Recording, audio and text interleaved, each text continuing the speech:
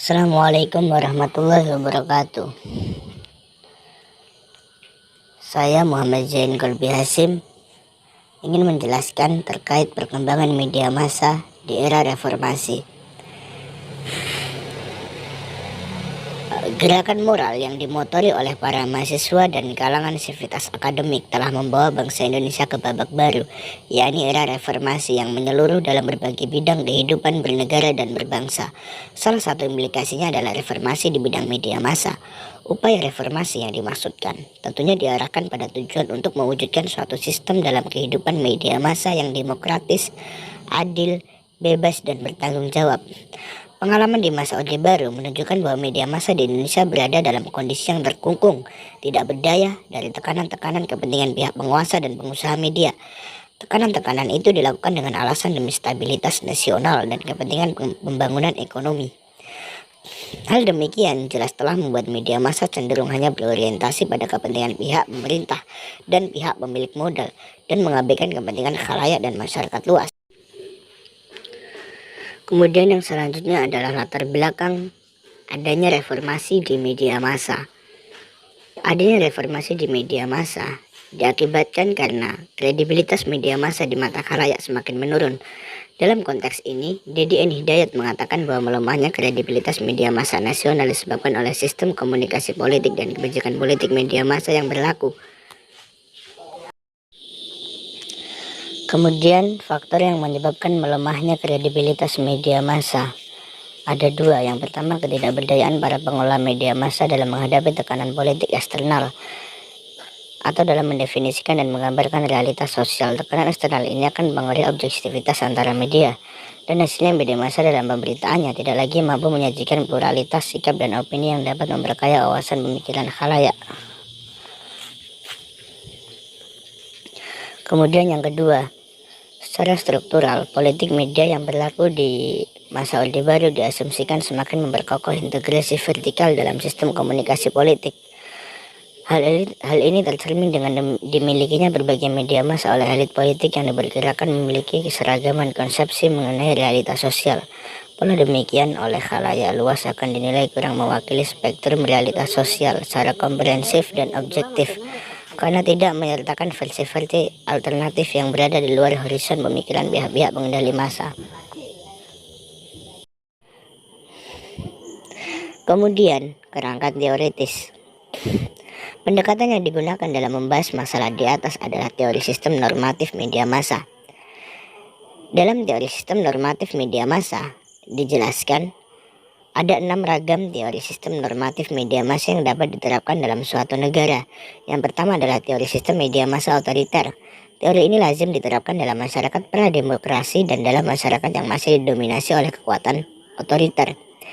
Yang kedua, teori sistem media massa bebas. Teori ini muncul pada abad ke-17 sebagai reaksi atas kontrol pengusaha terhadap pers, dan kini diterapkan di berbagai dunia yang menganut sistem demokrasi liberal.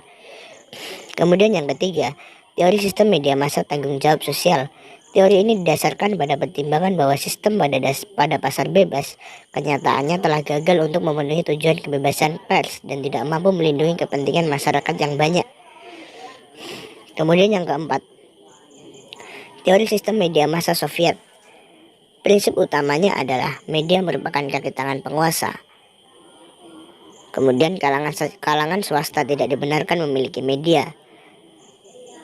Kemudian media harus memberikan pemikiran yang lengkap dan objektif mengenai masyarakat dan dunia sesuai dengan ajaran Marxisme dan Leninisme. Kemudian yang kelima, teori sistem media massa pembangunan. Teori ini muncul tahun 60-an dan menjadi model di banyak negara berkembang di Asia, Afrika, Amerika Latin. Kemudian yang keenam, teori sistem media massa demokratis partisipan. Teori ini muncul belakangan dan diterapkan di negara-negara berkembang yang menganut paham liberal.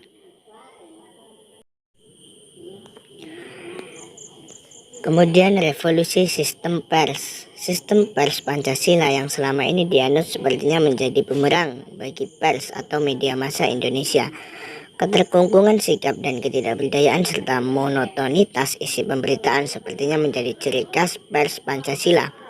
Kondisi ini menunjukkan bahwa sistem pers tidak berfungsi sebagaimana mestinya, yakni sebagai alat kontrol sosial dan bukan alat penguasa dan berpihak pada pengusaha dan kelompok-kelompok tertentu yang berkepentingan.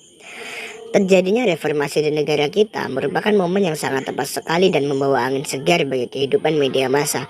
Karena bagaimanapun, media massa kita harus menyesuaikan diri dengan perkembangan di masa sekarang atau era globalisasi dan masa yang akan datang. Serta media massa juga harus memperhatikan berbagai kepentingan yang mempengaruhinya sebagai sebuah sistem atau institusi sosial guna menghadapi kondisi tadi. Jelas pers Indonesia harus mereformasikan diri atau menghadapi tantangan semacam ini. Sungguh sangat tidak memungkinkan pers Indonesia bertahan dengan sistem pers Pancasila yang notabene dalam prakteknya lebih banyak membatasi ruang gerak media massa. Sistem yang ditandai oleh beberapa prinsip dasar. Pada pemerintahan Orde Baru, jurnalisme haruslah dilandasi dengan ideologi Pancasila atau disebut juga Pers Pancasila yang menerapkan prinsip bebas dan bertanggung jawab. Kebebasan pers dibatasi dengan penguasaan pemerintah melalui Departemen Penerangan. Kondisi ini menyebabkan kebebasan pers di Indonesia bergantung atau terkekang kepada batasan yang ditetapkan oleh pemerintah. Dan juga sistem ini malah disalahgunakan oleh beberapa pihak penguasa. Hal itu membuat masyarakat menginginkan reformasi pada bidang pers. Prinsip kebebasan pers pada era reformasi mengutamakan pada demokrasi, keadilan, dan supremasi hukum. Kebebasan pers dan kebebasan berpendapat diberikan melalui perubahan undang-undang partai politik, penyelenggaraan pemilihan umum yang terbuka dan singkat, liberasi partai politik, dan pencabutan Undang-Undang Nomor 11 PNPS tahun 1963 tentang pemberantasan kegiatan subversi. Kebebasan pers ditandai dengan yang pertama, pencabutan aturan surat izin usaha penerbitan pers atau SIUPP. Kemudian penghapusan Departemen Penerangan dan sebagai tonggak utama yaitu diterbitkannya Undang-Undang Nomor 40 Tahun 1999 tentang pers.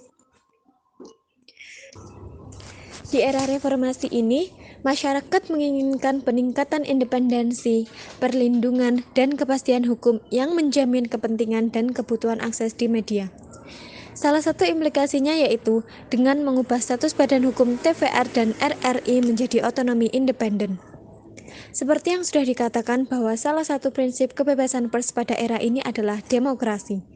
Dengan ini, seharusnya diwujudkan dengan mengurangi semaksimal mungkin pengendalian pemerintah atas media massa, menghilangkan monopoli kepemilikan, mengurangi berbagai restriksi yang bisa memperlemah daya saing dan daya hidup media massa lokal, dan juga diperlukan self-censorship di kalangan pengelola media.